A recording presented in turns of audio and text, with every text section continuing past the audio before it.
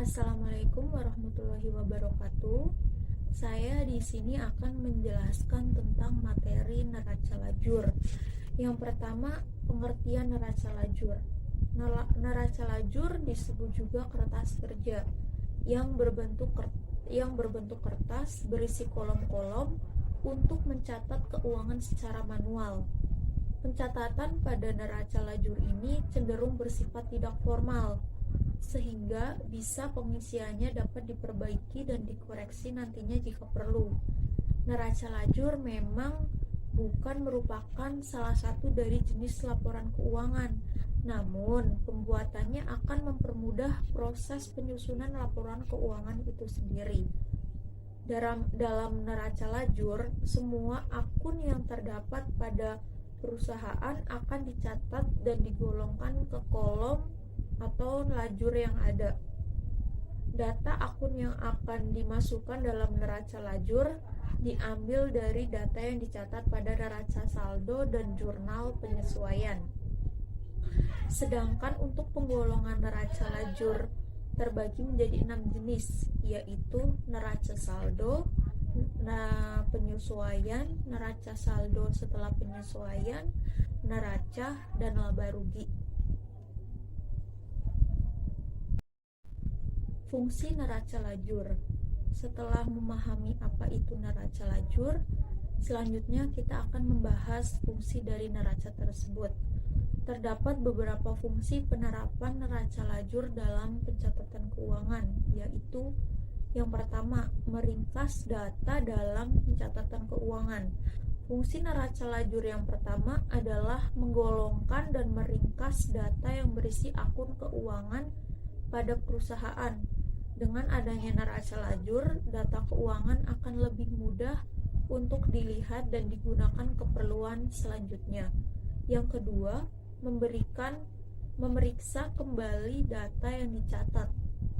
Adanya pencatatan dengan menggunakan neraca lajur akan membantu memeriksa kembali data pada pencatatan sebelumnya, terutama dalam neraca saldo dan jurnal penyesuaian.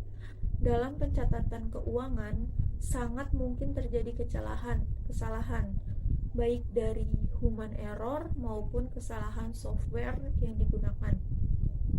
Yang ketiga, membantu penyusunan laporan keuangan. Seperti yang telah diulas pada bagian sebelumnya, pencatatan dalam neraca lajur akan membantu dalam proses pembuatan laporan keuangan. Hal ini karena dalam neraca lajur sudah mencangkup dan merangkum data-data yang dibutuhkan dalam menyusun laporan keuangan. Yang keempat, menunjukkan perusahaan telah menjalankan prosedur. Fungsi terakhir dari neraca lajur adalah menunjukkan bahwa perusahaan telah menjalankan prosedur pencatatan keuangan yang seharusnya dilakukan. Ini juga menunjukkan bahwa perusahaan memiliki kredibilitas dalam mencatat dan mengelola keuangan dengan benar. Membuat neraca lajur. Dalam membuat neraca lajur sebenarnya tidak banyak proses pencatatan dan penghitungan yang dilakukan, karena tinggal memindahkan beberapa data dari pencatatan lain yang sudah ada. Namun dalam proses memindahkan data tersebut perlu diperhatikan untuk mengecek kembali apakah data yang tertera sudah benar. Hal ini sesuai dengan salah satu fungsi neraca lajur, yaitu memeriksa kembali data dan menghindari kesalahan pencatatan keuangan. Untuk gambaran lebih jelasnya mengenai pencatatan neraca lajur, berikut adalah proses yang perlu dilakukan dalam membuat neraca lajur. Yang pertama, membuat format dan kolom neraca lajur. Hal pertama yang harus dilakukan adalah membuat format dan kolom yang dibutuhkan dalam neraca lajur. Untuk format neraca, di bagian atas harus ditulis nama perusahaan, judul, neraca lajur, dan periode pencatatan. Sedangkan kolom yang harus dibuat berjumlah total 7 kolom. 1 untuk nama akun dan 6 untuk golongan lajur yang terdiri dari neraca saldo, penyesuaian, neraca saldo setelah penyesuaian, neraca, dan laba rugi. 6 golongan kolom ini harus dibuat dua sisi yang menunjukkan debit dan kredit. Yang kedua, memasukkan data dari neraca saldo dan jurnal penyesuaian. Hal yang selanjutnya harus dilakukan adalah mengisi kolom-kolom yang telah dibuat, mulai dari nama akun dan neraca saldo.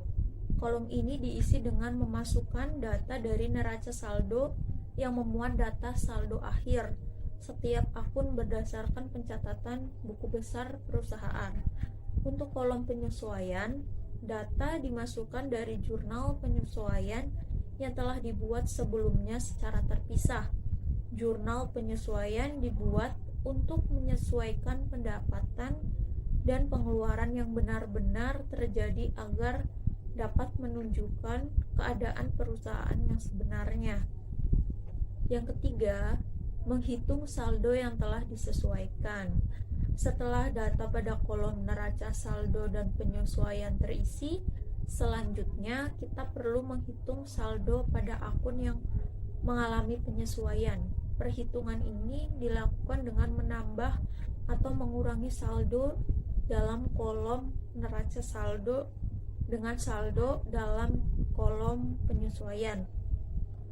Saldo yang telah dihitung dan disesuaikan kembali diletakkan dalam kolom neraca saldo. Setelah penyesuaian, isi saldo dalam kolom ini juga yang akan dipindahkan untuk mengisi kolom neraca tanpa melakukan perubahan apapun. Yang keempat, mengisi dan menghitung kolom laba rugi.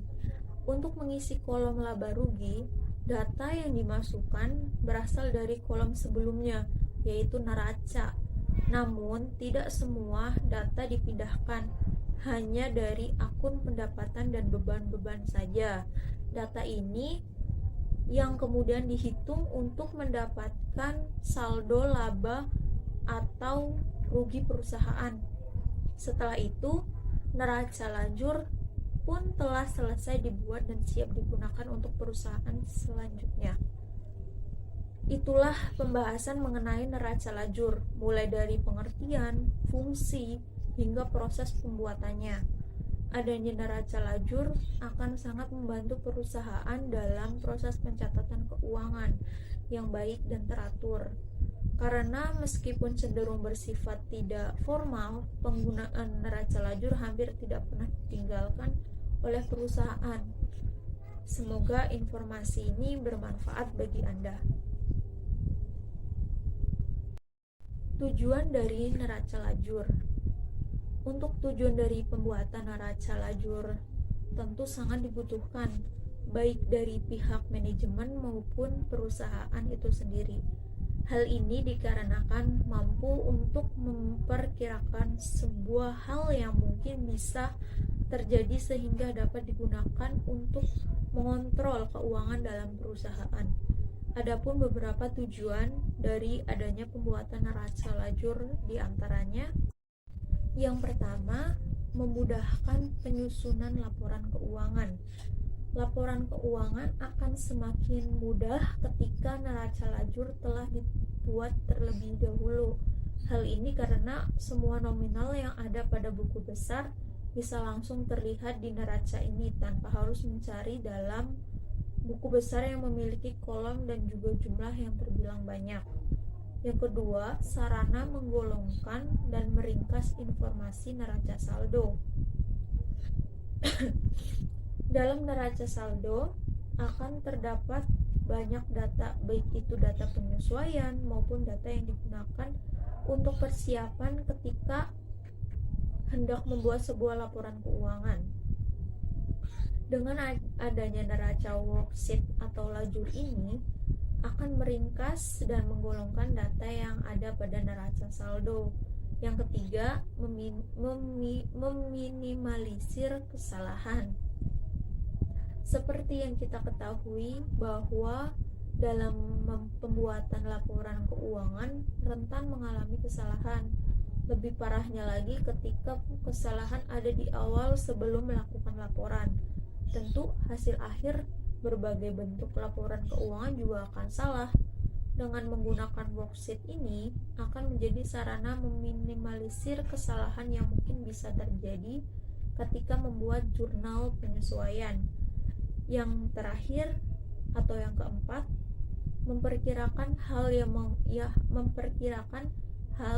mungkin akan terjadi. Dengan sebuah worksheet akan menjadi bahan untuk memperkirakan hal yang akan terjadi dalam sebuah perusahaan. Hal ini karena jumlah pengeluaran yang dilakukan oleh perusahaan akan lebih mudah terlihat. Tentunya adanya hal ini mampu menjadikan sarana bagi manajemen untuk memperkirakan hal yang mungkin berimbas pada kerugian operasional.